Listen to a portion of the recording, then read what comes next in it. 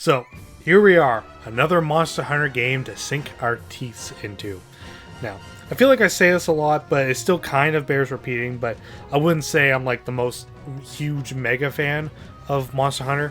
I only got into the series with 3 Ultimate back on the Wii U, and it just immediately engrossed me with just how awesome the gameplay was and just all the monsters you can fight. It's just a super awesome game to play, pure and simple. And ever since then, I've been pretty much with the series all the way through it, pretty much. Except for stories. I don't know why, it just didn't really quite grab me like the other games. As well as the movie, which, I mean, I didn't see it, but from what I've been hearing, whew, yikes. But all that aside, we're now here with Monster Hunter Rise for the Switch. Basically, Monster Hunter 6 to an extent, but yeah, whatever. Will this game finally capture the hearts of everyone around the world? Well, why don't we dig in and find out. So in Monster Hunter Rise, after taking forever making your characters, you are woken up by Best Girl and her sister. You're the new Monster Hunter for Kimura Village, and with news of a rampage on the way, an event that groups up all kinds of monsters together to go crazy on the run, you are then tasked with getting stronger to deal with it. How does one do that? By stabbing, thwacking, shooting, blasting, and dancing monsters to death, taking their hides, spikes, and such, and making fancy armor and weapons with them, then repeating. So yeah, Monster Hunter's not really known for its storytelling, which, I mean, trying to make a movie based around it was kind of already an uphill battle, but Rise does do something a little bit different than the other ones though, and it actually has character. Before, it was basically only the Palicos, all the cat companions, that exuded any sort of personality in Monster Hunter. In Rise, not only are there actual named NPCs scattered around, they actually feel alive, for a lack of a better phrase. They sing and dance, they scratch good boys, and they do the thing of the month that apparently makes all the nerds cream everywhere. But dear, looks like we've been caught in the act, Minoto. Oh, right, I played in English. Whoops. But seriously though, like the main crew are so much better than what we've been used to seeing in the entire series. Hinoa and Minoto are basically the best quest givers in the entire series based on design and charm alone. Before them it was basically just nerdy bookworms dressed in all green, and the less we talk about the handler, the better. I say all that, however, the story itself in Monster Hunter Rise technically isn't finished. There's supposed to be more to come with future updates, but as it is right now, once I got to the roadblock, it just sort of felt very incomplete, which is obvious, duh, but there's not even like a sense of an end game to enjoy in Rise at the current moment. Thankfully though, despite the weak endgame compared to the others in the series, the overall adventure is a pretty smooth one. Gone are so many versions of the same type of bumbling quests that don't really amount to much. It's pretty much only monster hunting quests for this Monster Hunter game, and that's how it really should have always been. And despite the gutted experience, Rise has a healthy roster of monsters to hunt already, and more to come later on in free patch updates, so that's great. And the game looks just incredible. Even more so, surprisingly, running on the RE engine. Kind of shocked me when I first saw that logo popped up, but you could definitely tell it is an inferior version of it compared to like RE2 and 3 Remake and Devil May Cry 5, but for the Switch, it's pretty freaking incredible. With the more streamlined approach to the mission and progression structure, it feels like they compensated by having all the weapons and armors you can make need way less more materials to create, and you can earn more materials more easily just from fighting the monsters. Before, that always felt like the current problem when trying to make stuff was just trying to find the specific materials you need. In Rise's case though, that problem now goes to the money. Oh boy, you do not earn a lot of money very easily in this game.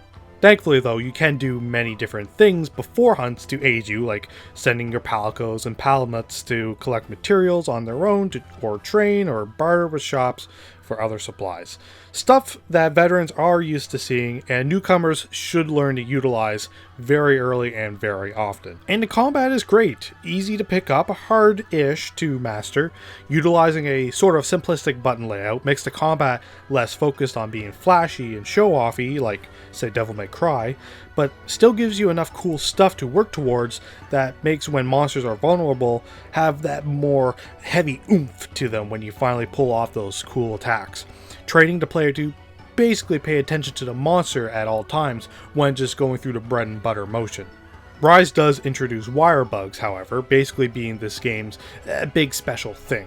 Maps are huge and expansive, and while you can bring your doggo along to ride as you zip through the area, you could just as easily zip around on a wire bug to get to your destination. And you could also use the bugs to unleash special attacks for each of the weapons, sort of harkening back to Generations Ultimate, which is kinda nice.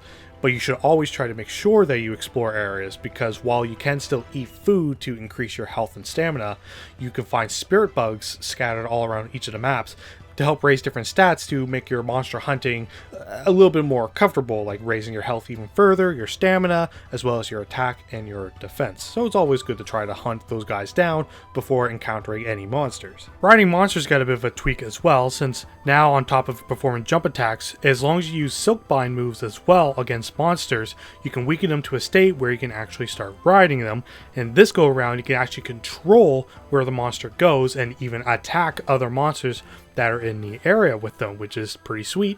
Or you can just launch them into walls and put them into a down state, easier for you to do more damage.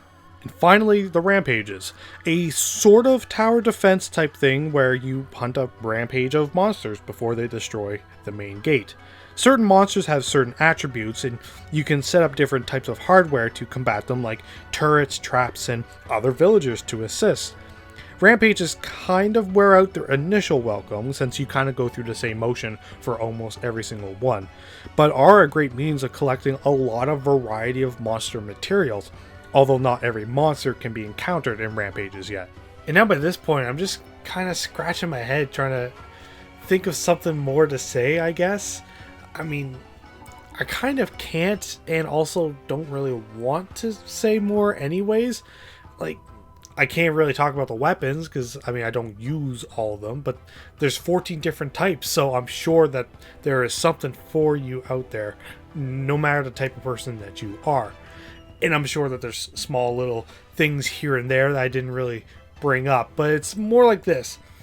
Fans of the series have already gotten Monster Hunter Rise and have already dumped just tens of, probably even hundreds of hours. But for those of you who continue to be on the fence about the series, despite the fact that it's gained so much momentum over the last few years, I mean, there's not really much I could say other than that the series has really kind of done a lot to cater more towards you guys than to kind of help improve the experience for those of us that have been around for quite some time.